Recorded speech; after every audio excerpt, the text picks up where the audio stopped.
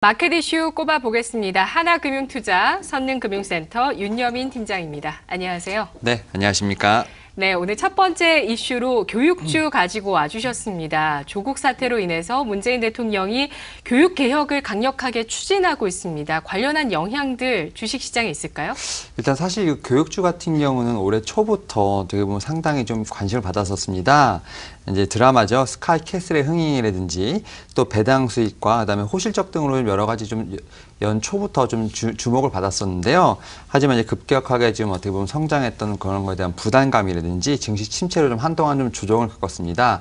하지만 최근에 조국 법무부 장관 후보자가 청문회를 하면서 또 어떻게 보면 문제가 불거지게 되면서 다시 한번 좀 주목을 받고 있는 부분이 있는데요. 사실 이제 문재인 대통령이 교육개혁에 대한 얘기를 다시 언급을 했고요.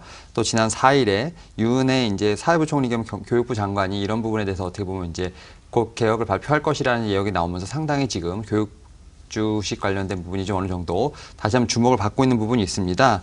이러다 보니까 사실 어떻게 보면 이 교육주가 이제 연초보다 더 지금 상당히 좀 뜨거운 어떤 관심을 받고 있는데요. 사실 2020 이제 대학 수학 시험이 어떻게 보면 70일 정도밖에 안 남은 상황입니다. 이에 따라서 어떻게 보면 교육주 관련된 부분 좀 더 좀 상승할 수 있는 모멘텀이 나올 거로 생각이 들고요. 이에 따라서 최근에 좀 많이 올랐던 종목입니다. 메가 MD를 비롯해서 메가 스터디 교육, 그리고 이제 아이스크림 에듀까지 교육 관련된 종목 여러 종목이 있으니까 한번 하반기에 한번 지켜보시면 좋을 것 같습니다.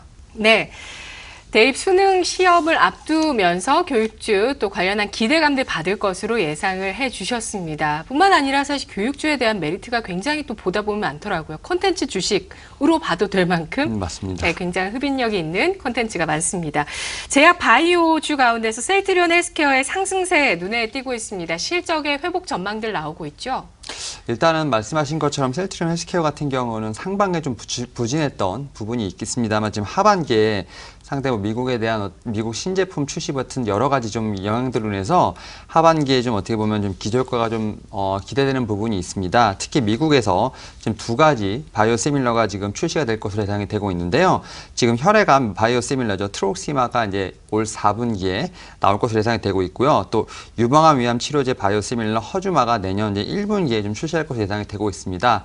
또 유럽에서는 그 램시마 SC를 좀 출시를 좀 준비하고 있는 부분이 있기 때문에 미국과 유럽에서 어떻게 보면 각각 어떤 바이오시밀러에 대한 부분이 출시를 앞두고 있는 부분이기 때문에 이런 기대감 상당히 좀 영향을 받을 수 있다고 할 수 있겠습니다. 하지만 헬스케어 이 동사의 주식을 보게 되면 사실 거의 16만 원대까지 올라갔다가 현재 지금 어떻게 보면 거의 저점을 찍고 반등하는 부분이 있기 때문에 제가 볼 때는 지금 어떻게 보면 최저점에서 다시 시작하는 모습을 좀 보여주고 있습니다. 이에 따라서 장기적 관점보다는 어떤 트레이딩 관점으로 좀 지켜보시면 좋을 것 같고요.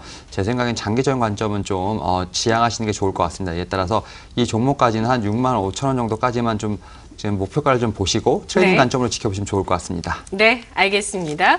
현재 52,500원의 가격대 보여주고 있는 셀트리온 헬스케어 단기적인 트레이딩 관점 가능하다는 전략 나왔습니다. 오늘 장에 관심을 가질 섹터와 종목 알아볼게요. 예, 오늘은 지금 코스피 쪽에서 좀 건설 섹터 한번 보시면 좋을 것 같은데요. 월요일 날 이제 뉴스가 나왔었죠. 지금 사우디아라비아의 원유 테러 관련돼서 지금 뉴스가 나왔는데 지금 오늘 새벽에 또 다시 한번 뉴스가 나왔습니다. 사우디아라비아의 어떤 에너지부 장관께서 지금 어느 정도 원유가 지금 어느 정도 복구가 됐다는 부분이 있고요. 9월 말에 또 원유가 어느 정도 이제 정상화될 것이라는 부분이 있겠지만 아무래도 원유 상승에 대한 부분 좀 어떤 단기간의 상승은 좀 막기 힘들 것으로 예상이 되는 부분이 있고요. 또 사실은 천연가스 수요가 지금보다 좀 많이 늘어날 것으로 예상되는 부분이 있기 때문에 이러한 부분 때문에 LNG 플랜트 관련된 부분에서 좀 발주가 이어질 것으로 예상이 되고 있습니다. 또 이런 상황에서 사실 이제 대우건설의 행보가 좀 눈에 띄는데요. 최근에 5조 건 이상의 나이지리아 어떤 발주 관련된 부분도 있고요. 그다음에 또 해외 누적 수주가 거의 지금 현재 거의 16억 달러 정도 되는데요. 거의 2018년 비해서 지금 96% 정도 지금 어떻게 보면 달성한 부분이 있습니다. 하반기에도 여러 가지 좀 파이프라인이 있기 때문에 현재 대우건설 같은 경우 올해 20억 달러 이상의 어떤 해외 누적 수주가 좀 가능한 상황입니다. 이에 따라서 대우건설과 오늘 건설 쪽 한번 섹터 보시면 좋을 것 같습니다. 네, 최근에 대우건설 국내 최초로 LNG 플랜트, 액화플랜트 원청 수주를 국내 최초로 받게 되면서 또 많은 기대를 받고 있는데 목표 수주 금액 이상의 수주 가능할 것으로 예상을 해주고 계십니다. 대우건설까지 관심주로 짚어주셨습니다. 고맙습니다. 네, 감사합니다.